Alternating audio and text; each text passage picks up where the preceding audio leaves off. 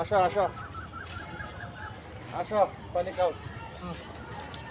ওই আসো আসো, নাও নাও।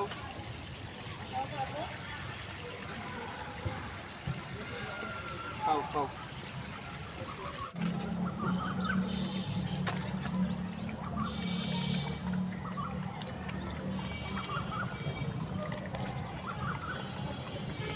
দেখুন কতটা তৃষ্ণার্ত ছিল ওরা। আসলে আমি কালকে পানি দিয়ে গেছিলাম, কিন্তু পানিটা শেষ হয়ে গেছে। আজকে আসছি, আসার সাথে সাথে ওরা পানির জন্য কতটা হাহাকার।